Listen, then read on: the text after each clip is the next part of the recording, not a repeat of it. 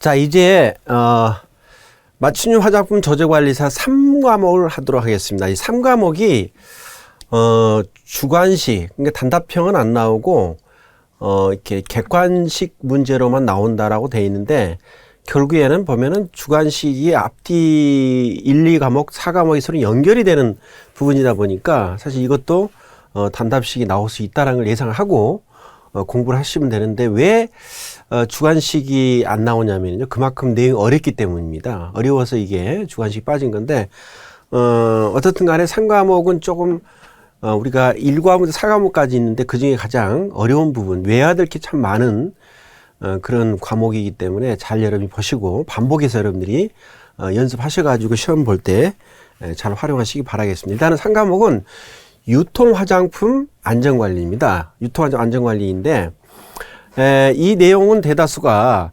화장품을 제조를 하는 제조업자들이 해야 될 일이 되게 많아요. 그러니까 제조업자들이 해야 될 일을 왜 우리가 알아야 되냐면요, 우리도 결국에는 화장품을 조제를 하잖아요. 그죠? 조제한다는 말은 새로운 어떤 내용물하고 원료를 섞어 가지고 혼합 혹은 소분해 가지고 제품을 조제를 하는 거기 때문에, 화장품 영업자 중에서 제조업자가 하는 그 제조에 대한 것도 여러분이 기본적으로 알고 있어야지만이 그게 바탕이 돼 가지고 조제가 되는 거기 때문에, 그래서 우리가 이제 3과목에 대한 내용이 보면은 제조업자가 하는 일이 되게 많이 들어 있습니다. 제조업자 하는 일이 뭘까요? 결국에는 내가 이제 화장 공장을 하나 만든다, 제조를 한다 그러면 첫째가 뭐 작업장이 있어야 돼, 작업소가 있어야 되겠죠. 일하는 장소가 있어야 되겠죠. 그다음 거기서 일하는 사람, 작업자가 있어야 되겠죠. 그다음에 그 안에 이제 그 화장품을 만드는 시설, 기구 같은 게 있어야 되겠죠. 그죠? 그런 다음에 또 이제 그런 걸 제품을 만들기 위해서는 외부에서 원료를 우리가 받아가지고 입고하고, 그 다음에 그걸 갖다가 내용물을 만들죠. 화장품 내용물 3가지라 그랬어요. 첫째, 반제품, 벌크 제품, 그 다음에 완제품. 우리가 결국 완제품 만들기 위해서 우리가 이렇게 반제품, 한 번 더 공정이 필요한 그런 제품이 필요하고, 그 다음에 벌크 제품이라는 건 1차 용기, 튜브 같은 거죠. 거기에 집어넣기 직전의 원료, 그 제품을 갖다가 벌크라고 얘기하는데, 이처럼 원료하고 그 다음에 그 원료를 또 우리가 어떻게 해야 되지? 이렇게 포장하려면 얘기한 대로 1차 포장, 자재가 필요하겠죠. 그죠? 그러니까 원료하고 자재에 대한 거. 그래서 원료 자재를 우리가 원료업자하고 원자재업자가 되겠죠. 원자재 공급업자한테 그걸 받아가지고 입고를 해가지고, 그 다음에 그게 문제가 있는지 없는지 체크를 하고 나서 그걸 보관하겠죠. 보관한 다음에 우리가 이제 그걸 갖다가 활용하고 나서 또 어때요? 출고를 하겠죠. 활용할 때는 이제 우리가 출고한다 그러죠. 그 다음 완제품이 되게 되면 또 보관했다가 이제 품질 검사를 한 다음에 이제 그야말로 이제 시장에 유통할 수 있도록 우리가 유통이 되겠죠. 밖으로 이제 유출이 되는데, 책임 판매업자한테 이제 공급을 하겠죠. 그럼 책임 판매업자는 걸 받아가지고 어떻게 합니까? 그 제품을 어떻게 해요? 그걸 갖다가 시장에 유통 판매를 하는 게 책임 판매업자고, 근데 책임 판매업자가 하는 것도 마찬가지로 제조업자도 제품을 만들었으면 어떻게 해야 돼요? 제대로 만들었는지에 대해 가지고 품질 관리를 해야 되겠죠. 그런데 책임 판매업자도요, 제조업자가 품질 관리하는 걸로 끝내는 게 아니고 책임 판매업자도 품질 관리를 해야 됩니다. 근데 그 품질 관리를 하는 과정에서 이게 안전관리란 말이 나왔는데, 화장품이라는 것을 이제 만들다 보면은요, 원래는 우리가 앞 과목에서 얘기했지만은요, 화장품에 사용할 수 없는 원료가 있었다 그랬죠. 그죠? 근데 사용할 수 없는 원료가 의외로 그 제품을 만들어서 보관하다 보면은요, 완제품인 경우도 있고, 뭐, 여러 가지 반제품이라든가 벌크도 해당이 되는데, 시장에 나가서 고객이 사용하는 과정도 그게 나타나겠지만은요, 보관하는 과정에서 의도하지 않게끔 일부러 집어넣은 건 아니지만 의도하지 않게끔 어떤 성분들, 그러니까 화장품에 사용할 수 없는 성분이 만들어질 수가 있거든요. 제가 앞에서 잠깐 말씀드렸었는데, 보통 수렴 화장수에 많이 들어가는 성분이 에탄올이거든요. 근데 에탄올이 들어있는 제품은 시간이 지나게 되면은 물론 자외선도 관계가 있고 하겠지만은 이 에탄올이 메탄올로 변할 수가 있거든요. 근데 원래 메탄올이라는 화장품 성분으로 사용할 수 없는 원료인데, 에탄올이 시간이 지나게 되면요, 메탄올이 나오게 돼 있어요. 근데 그것에 대한 한계치, 그러니까 그런 안전관리하는 데 있어가지고 우리가 비의도적으로 함유가 될 수 있는 성분에 대한 한도치에 대한 게 또 우리가 이 안전관리에서 나오게 됩니다. 그리고 그 뒷부분에서는 뭐 함량에 대한 거, 함량이 표기량의 97%가 나와야 되거든요. 이런 거라든가 pH라는 게 3에서 9 사이에 있다라든가 이런 식으로 우리가 정해진 어떤 그 안전관리 화장품을 안전하게 유통하기 위해서 정해진 그런 룰이 있는데 그런 범위 내에서 이 제품이 있는지 없는지 성분의 이상이 있는지 없는지에 대해서 우리가 안전관리, 품질관리를 해야 되는데 그게 이제 이 3과목의 뒷페이지에서 나오게 되는 거고요. 더 나아가서 이제 우리가 기능성 화장품 우리 앞에서 1과목에서 했었지만은요, 심사를 받아야 되죠. 그래서 심사 받을 때 뭐가 필요합니까? 기준 및 시험 방법이 있죠. 지금 무슨 말이냐? 그 기능성 화장품의 효과가, 뭐 예를 들어 미백 효과가 있다 그러면 그냥 단순히 미백이 아니고 이게, 어느 온도에서, 어느 습도 안에서 그 다음에 시험할 때 어떤 그런 시험하는 방법이 또 있는데 그게 대한 기준이 있습니다. 그 기준에 대한 것이 뒤에 기능성 화장품 심사 기준 및 심사 방법, 시험 방법에 대한 게 또 뒤에 나오고 그다음 마지막으로 제가 이제 화장품에 요즘 줄기세포 얘기 많이 나오죠. 이 줄기세포에 대한 게 사실은 문제가 될 수 있는 게 사람한테 나온 그 줄기세포 같은 경우는 그게 그 줄기세포를 공유해 준 사람, 제공해 준 사람이 어떤 인체에 문제가 있다, 질병이 있다, 그러게 되면은 그 줄기세포 배양액도 문제가 될 수 있기 때문에 굉장히 엄격하게 품질 관리를 해야 되거든요. 그래서, 품질 관리하는 부분이, 줄기세포 배양액에 대한 제품 만들 때 그 줄기세포 배양액의 성분에 대한 그 성분에 대한 기준 및 시험 방법이 되게 자세하게 규정이 되어 있는데 그게 마지막에 3과목에 있습니다. 그래서 3과목은 제조업자가 하는 일, 그 다음에 얘기한 대로 유통화장품 안전관리하기 위해서 어떤 비의도적으로 뭐가 들어있지 않나에 대한 거, 그 다음에 어떤 그 제품의 품질 관리를 하는 데 있어가지고 기준 및 시험 방법 이런 것들이 이제 구성이 되어 있습니다. 자, 그러면 하나씩 이제 풀어 나가겠습니다. 먼저 우리가 이제 유통화장품 안전관리에 대한 것은 기본적인 개요가 이게 나왔지만요, 제조업자는요. 첫째, 내가 제품을 만드는 장소, 작업장이죠. 또는 작업소로 하는데, 그곳이 전부 다 어때요? 전부 다 위생적으로 관리가 돼야 됩니다. 그러니까 작업장하고 또 제조를 담당하는 작업자, 그 다음에 시설 및 기구 있죠? 이 세 가지 것이 바로, 이 화장품을 만드는 사람들의 3대 위생 관리를 합니다. 3대 위생 관리. 그리고 나서 이제 유통화장품 안전관리에 대한 것은 이제, 말씀드렸는데 비의도적으로 어떤 성분이 들어가지 않느냐, 혹은 만들어지지 않느냐 해가지고 또 안전관리에 대한 게 있는데, 그러니까, 위생관리하고 안전관리. 제가 볼 때는 안전관리하고 위생관리 두 가지가 또 품질관리에 해당이 되겠죠. 그죠? 결국엔 품질을, 문제 안 되게 만들어야 되는 거죠. 그럴 때, 이 제조업자는요, 일반적인 화장품 제조업자도 공장이 있지만은요, 좀 더 우수한 화장품의 제조 및 품질 관리의 그런 어떤 검증을 받는 게 있거든요. 검증 받아가지고 그 화장품 업체는 상당히 위생적으로 관리를 잘하고 또 품질이라든가 이 모든 게 안전적으로 안전관리를 잘하고 있다는 그 어떤 검증받는 그런 단계가 있는데 그게 되게 어려워요. 화장품 제조업자들이 한 3천에서 4천 정도 되는데 그 중에 한 10% 이하가 그 우수 화장품, 즉 일반적인 화장품 제조 품질 관리하는 게 아니고 우수 화장품 제조 및 품질 관리하는 그런 곳이 있는데 그럴 때 국가에서 그런 어떤 검증되어진 그런 제조업자한테 CGMP라는 걸 우리가 검증된 인증 코드를 주거든요. CGMP라는 게 오른쪽에 나왔지만은요, 이게 바로 우수 화장품 제조 및 품질 관리 기준입니다. 우수 화장품 제조 및 품질 관리. 여기 나온 대로 되게 다른 화장품 제조 공장보다 훨씬 더 이렇게 위생적이고 또 안전하고 품질 관리를 잘한다는 그런 것만 주는데 이게 전체 화장품 회사의 제조업자들의 10% 이하가 된다니까 상당히 어려운 건데 지금 여러분이 공부하는 바로 유통화장품 안전관리가 바로 CGMP에 대한 내용을 공부하는 겁니다. 그만큼 우리가 위생적이고 그다음 안전하고 해서 품질 관리를 잘 해라는 의미에서 우리 맞춤형 저조관리사도 이런 CGMP의 기준을 따라라는 얘기입니다. 이게 제조업자 하는 일이죠. 그것도 우수 화장품. 자, 그러면 그런 얘기인데 보세요. 일단 기본적으로 개요를 보게 되면은 화장품을 제조하고 나서 시장에 유통시키려면은 식약처에서 정한 유통화장품 안전관리 기준에 적합해야 된다. 유통화장품 안전관리 기준. 이게 이제 고객들이 소비자들이 화장품을 쓰면서 피부에 트러블이 생기면 안 되기 때문에 그게 어떤 안전관리 기준을 따라줘야 된다 이거죠. 그럴 때, 세 가지 3대 위생관리업소가 있습니다. 해야 될 게 있습니다. 작업장, 그리고 그 안에서 일하는 사람, 그리고 그 안에 설비 기구 같은 거, 이런 탱크 같은 게 있겠죠.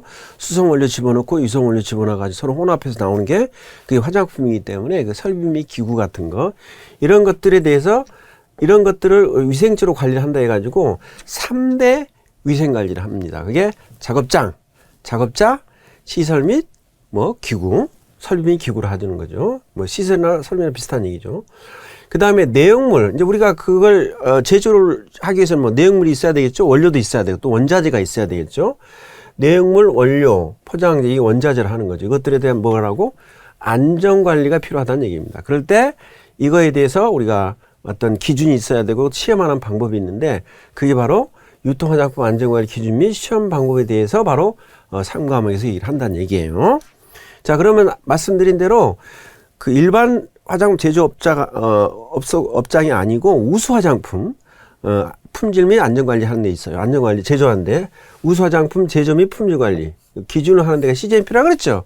CGMP에 대한 3대 조건이 필요합니다. 3대 조건이. 그럴 때 요 세 가지 게 시험에 나왔던 거니까 이거 잘 기억하시는데, 결국에는 품질 관리 우수하게 안전관리 잘한다는 얘기거든요. 그래서 보게 되면 인위적인 과오의 최소화, 인위적으로 만들어 잘못된 걸 최소화시키는 어떤 그런 규칙이 있는데 그걸 따라라는 얘기죠.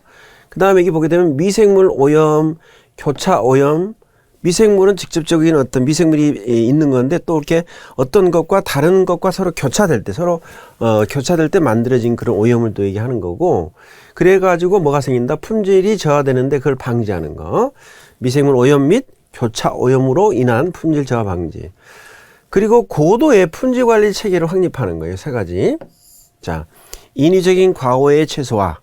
그 다음에 어떤 미생물 오염, 교차 오염으로부터 어떻게 하는 거? 인한 품질 저하를 방지한다. 품질 관리, 그리고 고도의 품질 관리 체계를 확립한다라고 하는 거. 자. 그러면은 우리가 이제 이 제조 및 품질 관리에 대해서 내가 참 우수한 화장품으로 지금 제조하고 품질 관리 잘하고 있다는 걸 갖다가 내가 어떤 그 적합성을 갖다 보증을 해야 되잖아요. 내가 잘하고 있다는 걸 갖다 보증하는 거. 그럴 때 네 가지 서류가 필요하거든요. 우리가 앞에서 화장품 영업자의 준수사항 중에서 제조업자가 네 가지 서류를 구비하고 있어야 한다 그랬죠. 왜? 자기가 만든 제품에 대해서 내가 제대로 된 품질 관리를 하고 있다라는 거. 그래서 기본적으로 화장품 제조업자는 네 가지 서류, 뭐 제품 표준서, 화장품에는 이력서 같은 거예요. 모든 얘기 다 들어있죠.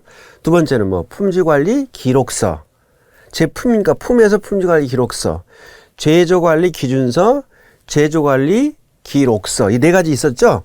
이건 네 가지는 모든 회사들이 기본적으로 갖고 있어야 되는 거고, 그런데 특별하게 이 CGMP에 적합하다는 얘기. CGMP, 그러니까 우수 화장품 품질 및 제조 및 품질 관리 기준에 맞다라고 할 때는 그것 말고도 네 가지를 우리가 추가가 아닙니다. 추가는 보게 되면은 결국에는 제품 표준서는 기본적으로 있어야 되잖아요. 그죠? 아까 말씀드린 대로 모든 화장품 회사가 갖고 있어야 되니까 제품 표준서, 화장품의 이력서 같은 거니까. 그 다음에 앞에서는 우리가 기본적으로 갖고 있어야 되는 게 품질 관리 기록서였죠. 근데 기준서도 있어야 한다는 얘기. 기준서도 있어야 돼. 품질 관리 기준서. 기본적으로 네 가지 CGMP의 적합성을 보증하기 위해서 네 가지 서류가 아닌 것은 시험 나오거든요. 근데 여러분들이 특히 이거 네 가지를 기억해야 되는데, 제품 표준서, 품질 관리 기준서, 그 다음 나머지 다 기준서예요. 제조 관리 기준서. 우리 앞에서는 제조 관리 뭐라 했어? 기록서가 기준서 기록서였죠. 근데 여기서 마지막 그 다음 페이지 보게 되면은 제조 위생 관리 기준서. 그러니까 기준서가 세 가지고 제품 표준서는 화장품에 대한 이력서 같은 거고 나머지는 전부 다 기준서예요. 그래서 CGMP를 적합성을 보증하기 위해서 제조 및 품질 관리 적합성을 보증하기 위해서 네 가지 서류에 대해서 이렇게 적어를 하는 경우도 있고, 빠진 것은 어떤 건지 이렇게 그러니까 오지선다요 나올 수가 있는 거죠. 그죠? 그래서 제품 표준서 뭐라고?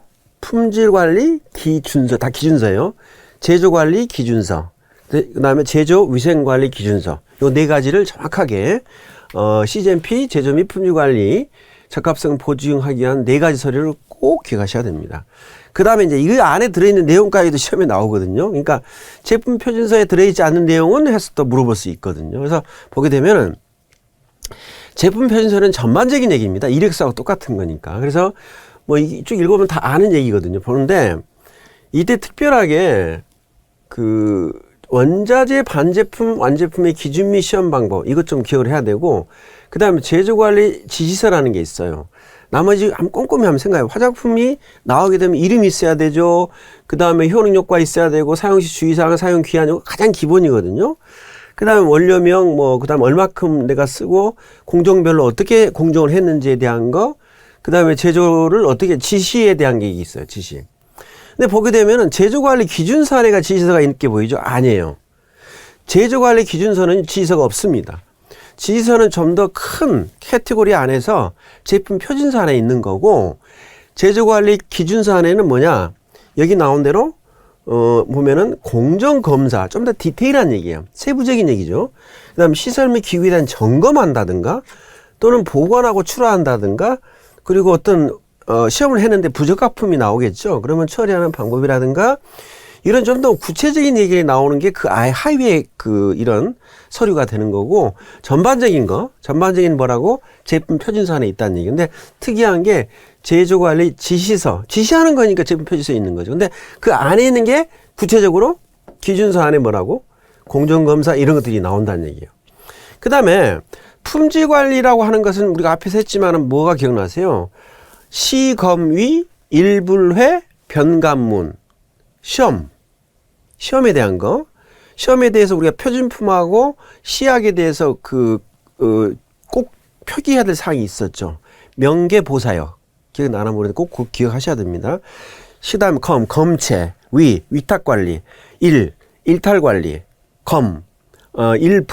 불만 처리, 그 다음 위탁, 시검, 위탁했고, 횟수, 그 다음 변감문이니까 감사, 문서관리. 이렇게 9가지가 있었는데, 대다수 품질관리에 대해서는 얘기 나오는데 품질관리잖아요. 이게 전부 다 시험에 대한 얘기인데, 전부 다 시험이 나오는데, 제품 표준서에 또 시험이 이게 나와 있어요. 이게 하나가. 뭐죠? 원자재, 반제품, 완제품의 기준 및 시험 방법에 대한 게 있는데, 그게 이제 이것은 제품 표준서에 있는 건데, 그거에 대해 좀 더 구체적인 얘기. 구체적인 얘기가 이런 식으로 뭐, 시험 항목, 그 다음에 기준이 있고, 그 다음에 시험 검체 기억나죠? 검체, 시험용 검체, 보관용 검체 있죠? 이런 식으로 여기서는 이런 거에 대한 기준 및 시험 방법에 대한 거지만 좀 더 구체적으로 어떤 항목이냐, 그리고 기준이 뭐고, 시험 검체 채취, 이런 식으로 좀 구체적인 내용이 나온다. 전부 다 시험이잖아, 이렇게. 품질관리 기준서 보게 되면, 그죠? 다 시험이란 말이 붙어 있죠, 이렇게. 그런데 뭐라고? 일반적으로 제품 표준서 안에서 이거에 대한 기준 및 3가지에 대해서 기준 및 시험 방법이 이게 제품 표준서에 있다는 걸 좀 따로 구분하는 거. 자, 여기서 기억할 거. 제품 표준서 안에 제조관리 지시서가 있고, 제조관리 기준서에는 그게 없다라고 하는 거. 그 다음에 제품 표준서 안에 일반적인 기준 및 시험 방법이고, 품질관리 기준서 안에가 다 시험이지만은 뭐라고? 이런 식으로, 이 품질관리 기준서는 좀 더 구체적인 거. 특히 검체 채취하는 방법, 주의사항, 아시겠죠? 이걸 좀 이렇게 기억을 하셔야 됩니다. 이게 처음에 좀 헷갈리는데 반복하다 보면 여러분 알 수 있는 거예요.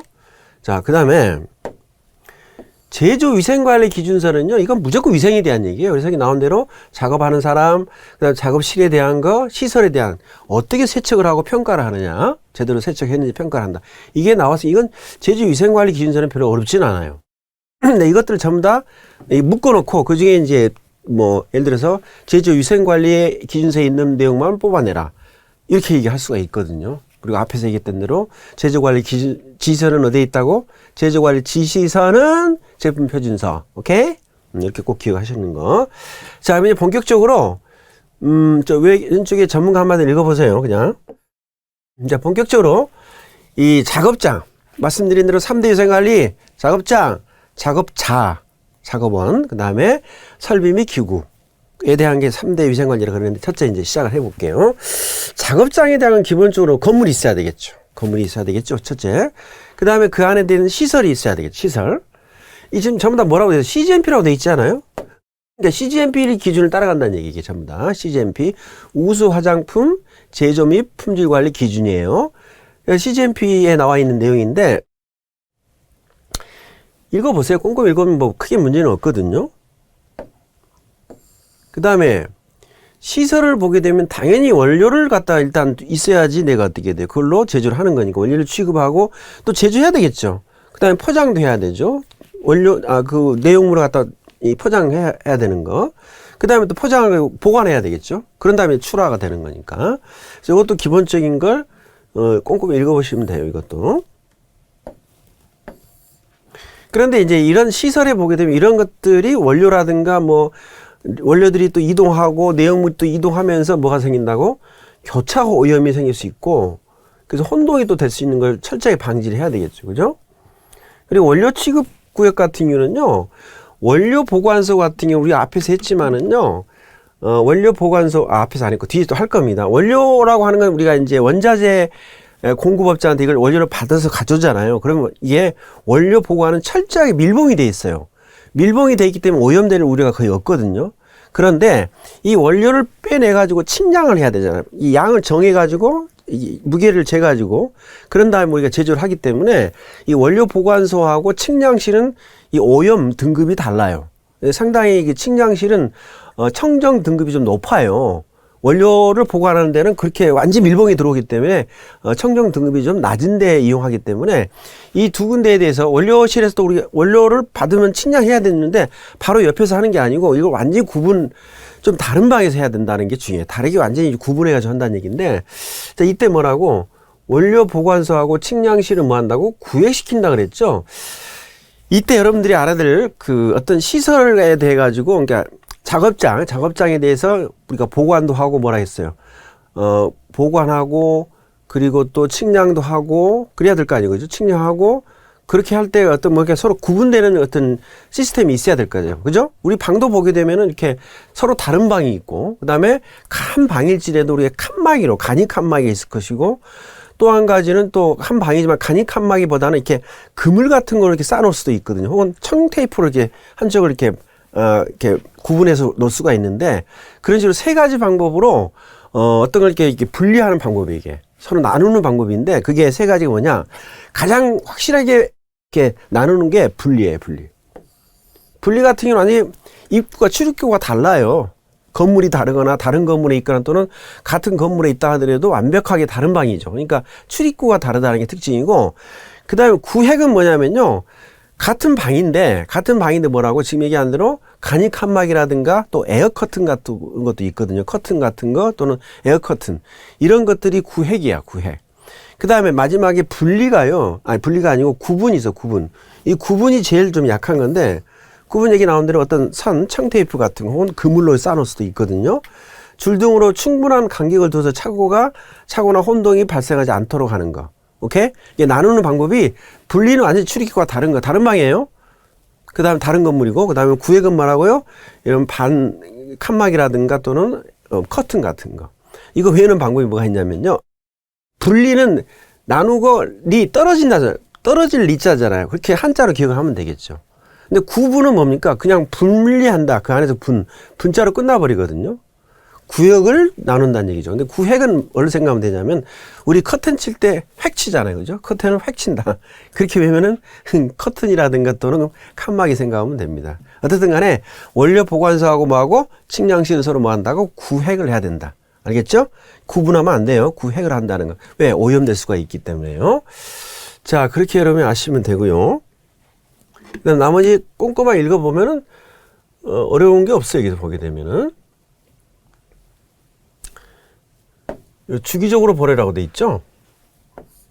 그 다음에 보관도 이 팔레트 같은 게 이제 바닥에 바로 놓는 게 아니고 이렇게 약간의 공간을 띄워놓는 그런 팔레트라고 얘기하죠. 그게 문제가 있으면은 수선 또는 폐기시킨다는 거. 그리고 바닥에 있는 폐기물은 바로 치우는 게 확실하겠죠. 그죠? 매일 치워야 되겠죠. 이건. 자, 그 다음에 작업장의 이런 안에 작업장에 대한 구성 요소별 상태를 보게 되면은 천장이나 벽 바닥에 접하는 부분은 틈이 없어야 되고 먼지 등 이물질이 쌓이지 않도록 둥글게 처리하는 게 좋답니다. 라운드 형태로. 그 다음에 여기 나온 대로 제조한 화장품의 종류, 제형에 따라서 적절히 뭐가 돼야 한다고? 구획이 되고 구분되어 있어서 무슨 오염? 교차 오염 우려를 좀 막아낸다는 얘기죠. 이거 보세요. 근데 요게 또 재밌는 말이 외부와 연결된 창문은 어떻게 돼요? 환기하기 위해서 열려져야 되겠죠? No. 절대 그렇죠. 화장 제조 공장은요, 제조 작업장 가보면 완전히 밀폐가 돼 있어요. 뭐가 있느냐? 공기 조화 장치가 있거든요. 그러니까 완전 밀폐되어 있고, 인위적으로 우리가 청정을 유지하는 거라든가 환기시키는 게 따로 하는 거지, 창문이 있어가지고 뭐 환기한다, 이게 안 돼. 왜? 밖에서 벌레 들어오잖아요. 그죠? 그렇기 때문에 뭐 쥐도 들어올 수 있는 거기 때문에 가능한 어떻게 하면 창문은 열리지 않도록 하는 게 이게 중요한 얘기예요. 그렇죠? 그 다음에 수세실과 화장실은 접근이 쉬워야 하나 어디하고? 생산구역과는 분류해. 생산할 때는 충진한 자리 있잖아. 충진할 때는 생산구역인데 거기에 있으면 아무래도 이 화장실 같은 경우에 대장균 이게 오염될 수가 있는 거니까 접근은 쉬워야 되지만 생산구역과는 어떤 완전히 분리란 말이 뭐였나요? 분리라는 게 다른 방에 있으란 얘기죠. 그죠? 뭐 구획이나 구분은 아니죠. 그죠? 여기 나온 데는 뭐라고? 공기조화시설이 있습니다. 그래서 온도나 습도나 또는 청정도라든가 또는 환기에 대한 그런 공기조화 뒤집에 나오거든요. 이게 필요하다는 거. 됐습니다. 나머지 보세요. 자, 그 다음에. 자, 그러면 지금 말씀드린 대로, 공기조화시설, 절대 창문이 있어서는 안 되고, 공기조화시설이 돼 있는데, 이 작업장 안에 공기조절 4대 요소가 있고, 그에 대해서 대응하는 설비가 있습니다. 대응 설비는 공기조화기라 그래요. 공기조화기. 그럴 때, 4대 요소는 일단은 청정도, 미생물 오염이 있어서는 안 되겠다는 얘기죠. 그 다음에 기류는 환기에 대한 겁니다. 그 다음에 실내 온도, 습도는 알겠죠. 근데 이거에 대해서 대응 설비가 청정도, 미생물에 대한 것은 공기 정화기가 있어요. 정화기. 필터라 그러죠. 필터가 있어서 미세먼지라든가 또는 어떤 미세 바이러스라든가 박테리아 같은 게 이동 안 되게 하는 거. 그 다음에 기류는 송풍기. 그 다음에 실내 온도는 열 교환기. 그 다음에 연결이 틀린 걸 이렇게 나올 수도 있거든요. 이 좀 알고 있으셔야 됩니다.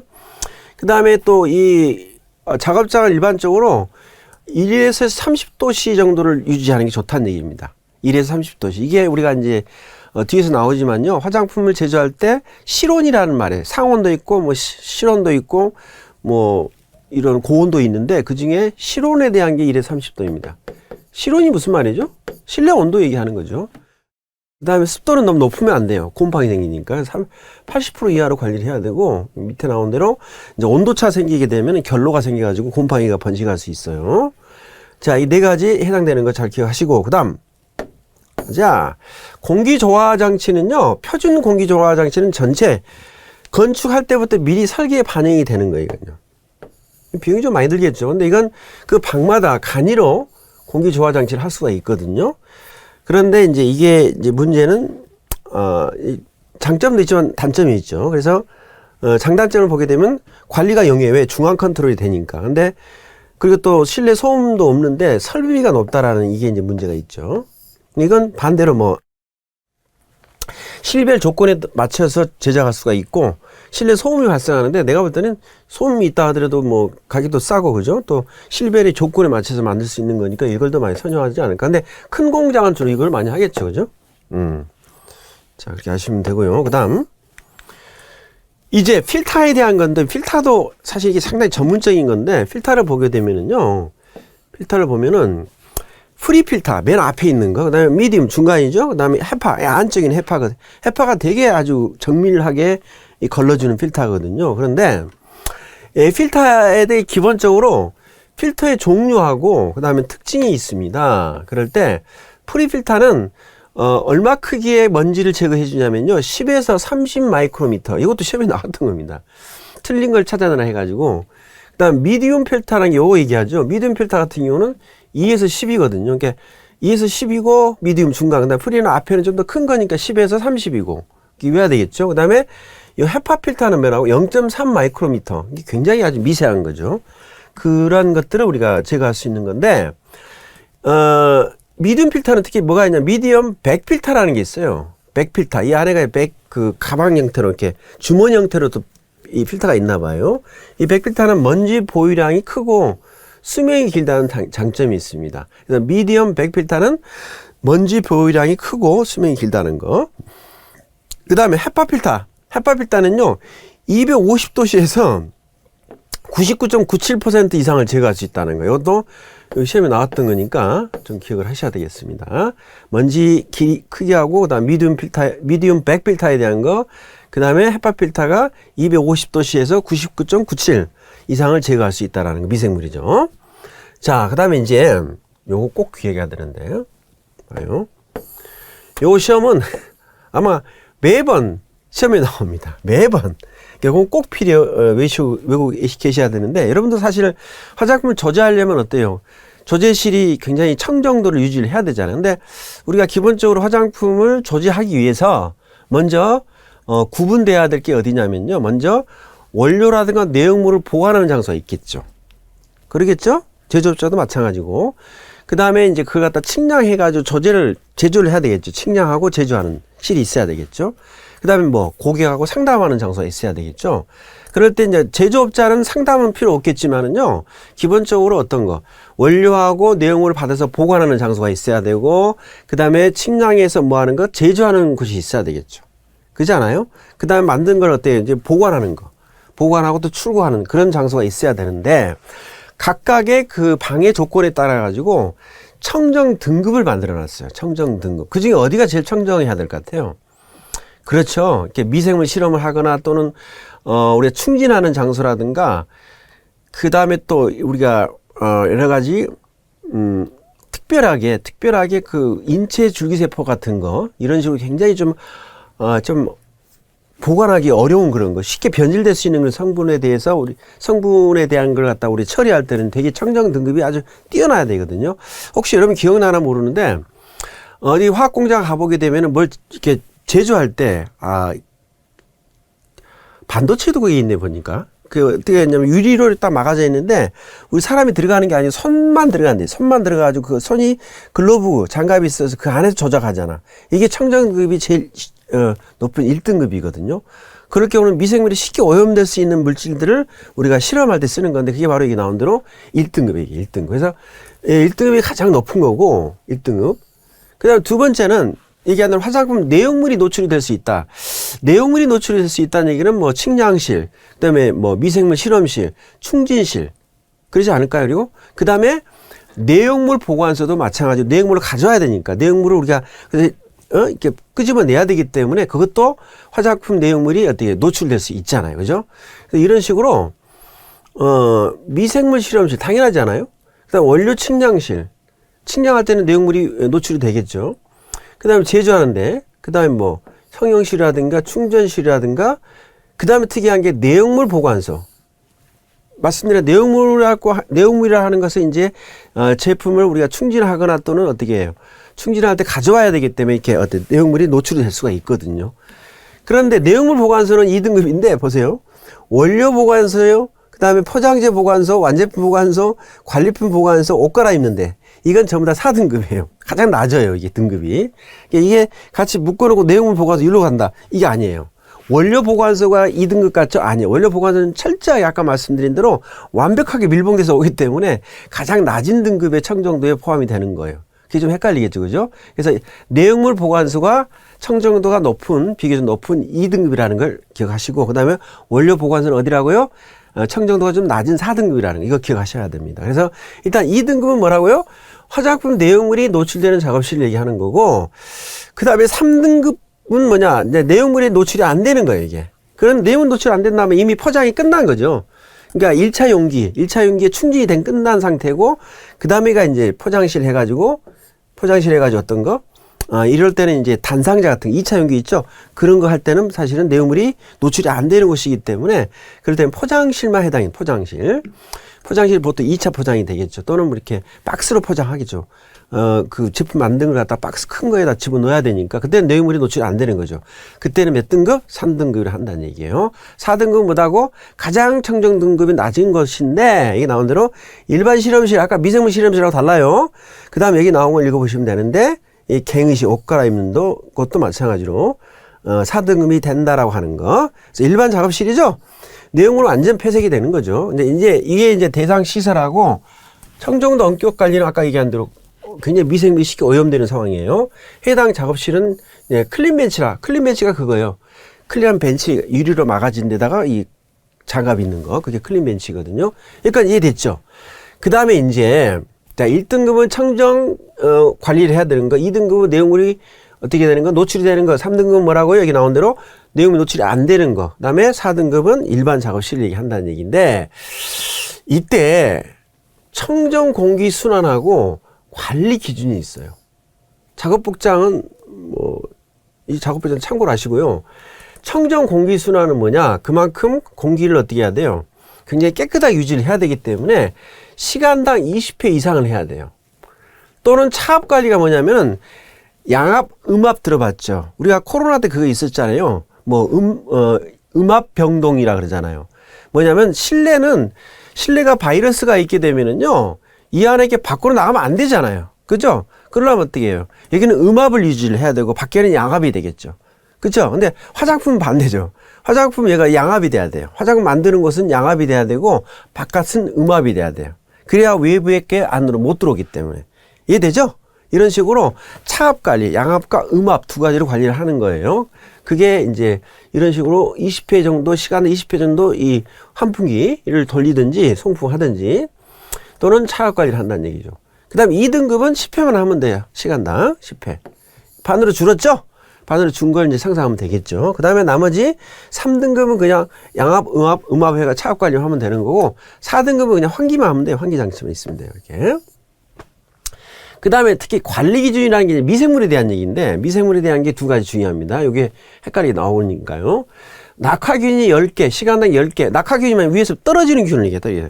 가만히 있으면 균이 밑에서 떨어지고 그걸 낙하균이라 그래요. 그 다음에 부유균이라는 게 떠다니는 균.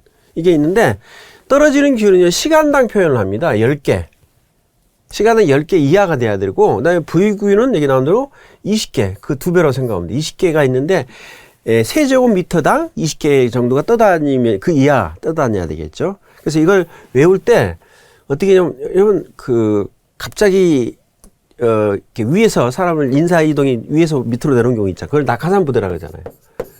낙하산 부대. 이렇게 하듯이 낙부 이렇게 외세요. 그게 뭐죠? 낙하균은 시간당 떨어지는 거. 그다음에 부유균은 세제곱미터당 존재하는 거. 할 때 여기서 10개하고 20개를 얘기하는 거고 1등급, 2등급으로 이게 이 두 개 더한 게 30이잖아요. 그죠? 그다음에 20개 곱하기 10을 해서 200개 이렇게. 저는 그렇게 했거든요. 자, 그래서 1등급은 어떻게 한다? 낙하산 부대. 낙하균은 10개 시간당. 그다음에 20. 그다음에 2등급은 2개 더한 거 30개. 그죠? 30개죠. 그다음에 부유균의 1등급의 부유균의 10배니까 200개. 이렇게 외우면 돼요. 그다음에 3등급은 갱이. 즉 무슨 말이냐? 3등급 화장 내용은 노출이 안 되는 거기 때문에 옷을 갈아입으면 된다요. 옷을 갈아입으면 된다. 그리고 포장지는 밖에서 이렇게 청소를 하고 나서 반입하면 되는데 이 헷갈리는 게 이 갱이하고 갱이가 같이 있잖아요. 3등급은 관리 기준에서 옷 갈아입고 해라는 얘기고 옷을 갈아입고 해라는 얘기고 그 다음에 4등급은 뭐라고 일반 작업실이니까 그냥 갱이실이야. 옷 갈아입는 장소를 얘기하는 겁니다. 서로 달라요. 이 두 개를 헷갈리게 해서 보는 사람이 있는데 갱이 그렇게 되면은 옷 갈아입고 관리 기준이다. 그러면 그건 3등급. 옷을 갈아입는 갱이실은 뭐라고? 4등급. 이렇게 외셔야 되겠습니다. 그래서 요거 시험 문제 아주 정말 자주 나오니까 됐다 많이 비울비울 이렇게 완벽하게 외셔야 되겠습니다. 자, 여기까지 좀 쉬었다가 또 진행하도록 할게요.